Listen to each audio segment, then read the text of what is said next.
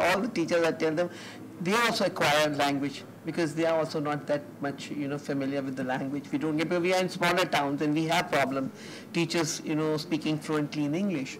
So this way, by doing things, they also learn. We send them, like we send the lesson plans. So in the lesson plan, the language is there, the activity is there.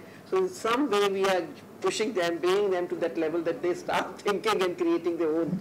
Yeah, at our level, we work in BSS. If you'd use the mic so the people in the back. Yeah, in our level, in the BSS course, the typical BSS classrooms, Beaconhouse I'm talking about, I don't think we have encountered any problem about teaching art or science because we refer to them as the art has been art and music periods are referred to as the creative development periods.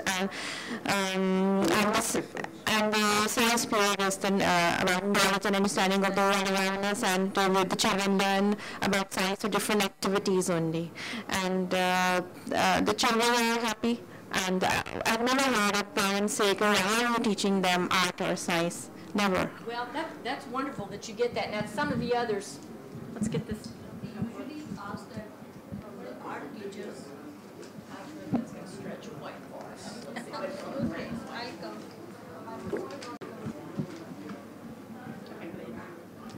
At times, parents do ask the art teachers to why so much emphasis on the art. Because after all, this is only art. And if the children don't learn, leave them alone. We've heard this kind of sentences as well.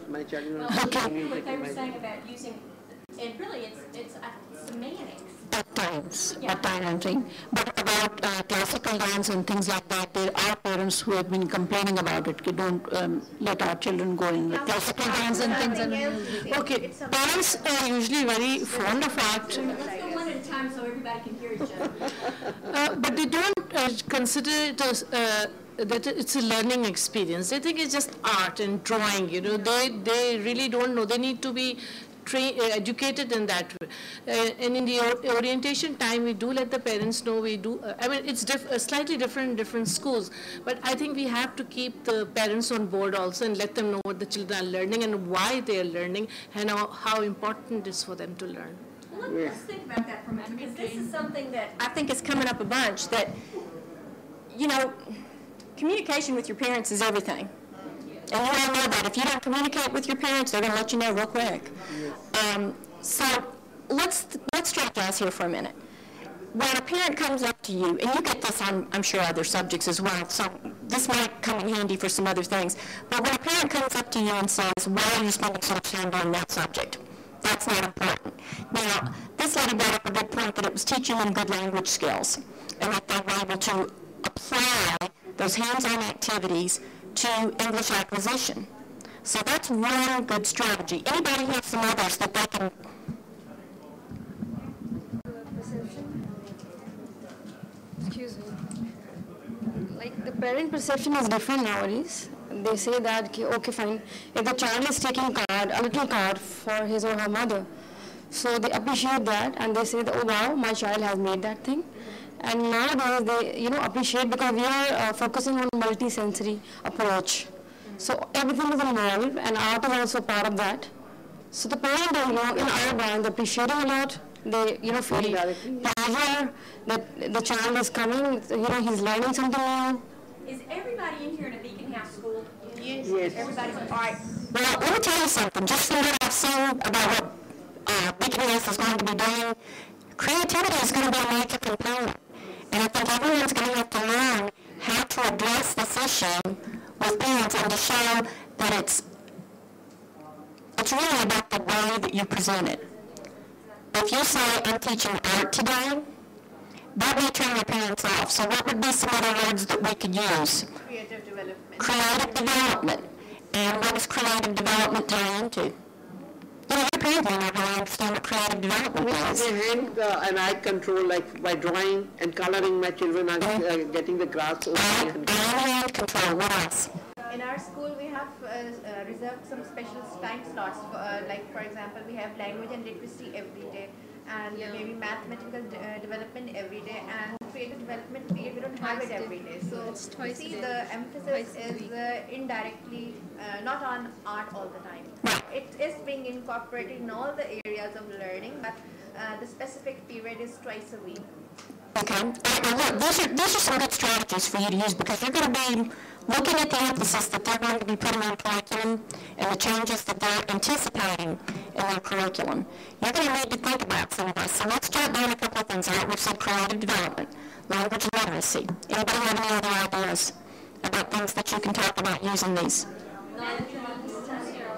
Numeracy, you can show children learn numeracy by seeing visual images. Storytelling, shapes. Maybe some fingerprinting or maybe shape printing can be done, and art and math are going to go together. You're teaching them about shapes, like 2D shapes, the sides and corners maybe, and if it's done through artwork, then both are going to go together. How many of your parents are really keen on using technology? They want their children to use and see, and almost all of them. This is another way to talk about art and science. I think this wiki is going to help you with that. Also, if you have trouble getting to the wiki, you've got my email, and I can walk you through how to sign up for it. So if you didn't get a card, be sure to get one. But these are some of the things that I think that you're going to be dealing with instructionally, because it looks like the curriculum is going to be making some changes in terms of how you go about teaching these things. So we've come up with a couple of things, but I think what you're going to have to come up with as teachers are the correct or the appropriate types of explanations for parents. Do you have a curriculum note when your parents come in and you talk to them about what you're doing instructionally with the children? Yes, we do. Yes. Okay, well that may be something that your curriculum developers want to look at in terms of how do we approach this with parents as the paradigm is changing? What do we show them? And I think we've talked a little bit about some of this today, and we also got a pretty good understanding about why it's important. But it doesn't sound like your parents always understand why it's important. We have open days at school. Orientation day. We have orientation sessions with the parents, and often we have open days with the parents, and we invite them to come and work with their kids and see what their kids have already learned in school, and we share the learning with the parents. And then the parents, they get surprised, well, my child can do this, and this. So on open days, we set up areas, and we definitely set up art areas as well, where children, they apply the skills which they have learned with their art teachers, like printing, like doing collage work, or maybe drawing cloth, or things like that. So mothers, especially, they get involved with the kids at that time, and then they really feel great about their child's learning. Clay modeling is something they are very much involved. They like to do that, with clay. Well, it still sounds like you're separating the art from some of the others. Now, and I think when you have an art instructor, that's pretty natural to do that. But the other centers, one of the things that we do in I work with two major school systems in my part of the state. One of them has 105,000 students, and it's mainly inner city students, very poor African American students. And then the other one is a fairly middle class, affluent county system that has about 55,000 students. And the difference between the two systems is like night and day. One, the children are very poor, the parent involvement is almost non-existent. The other one, they have to beat the parents away from the doors because they would come in every minute of the day if they could. So, and those parents that want to come in, they're easy. You don't have to convince them.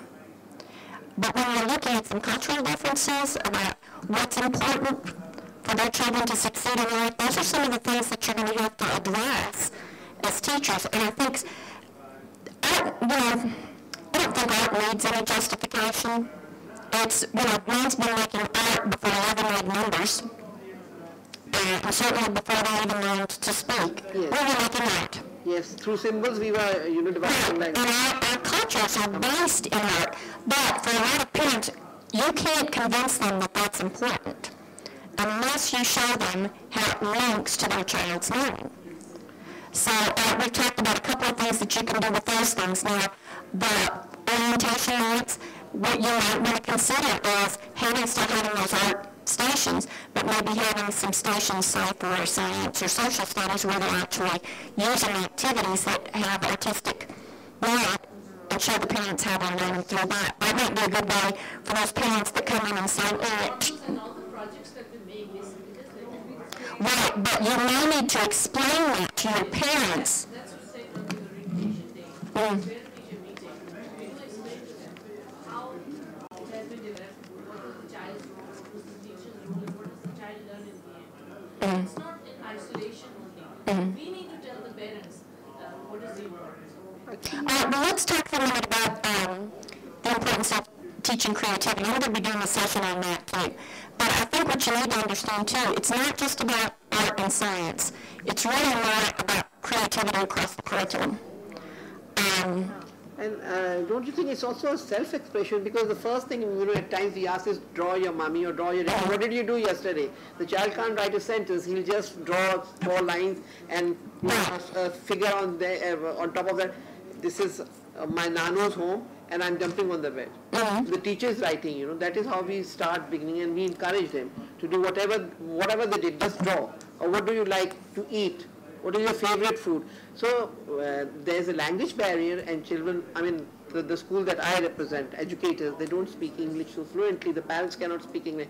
So for them, I think it's a way of expression. Well, that's another one. She said creative development, expressive development. And I think these are some of the key phrases that you should be using with your parents instead of saying, oh, we're going to be doing art or we're going to be doing science. We're going to be doing some creative development. We're going to be working on expressive development. We're working on literacy development. Those may be some of the terms that you want to use when you explain this to parents. Actually, we feel that there's lack of appreciation. The kind of parents that I deal, they are more, interested in how many marks. So if I allocate marks, then there's somebody, my child is not good in art. So why are you giving, allocating 50 marks for that? So we eliminated the marks, no marks at all. But we don't. In educators, we don't have marks for. That is another system. Okay, and programs, they don't give like an ABCD grade or, they might say that they're making satisfactory progress. We use art a lot. Like we believe in hollow letters, and I make them, we make them, color those letters, because as long as that letter is in front of them, they will, the image will, they're taking that indirectly. So we are using art, but what I feel is the lack of appreciation if I make a very important, point that art I'm teaching or integrating art, I think what we've talked about is that it's a lot of it is the way that you talk about it. So we are trying to make it important, and I know how important it is, and that is why I'm sitting here. How many of you are familiar with Montessori? Yes, I am. Montessori? What about Reggio Emilia? Yes. All right, for those of you that aren't familiar with Reggio Emilia, it's project-based learning. Yes. And it was developed in Italy, but it's a program basically, and this is, I think what they were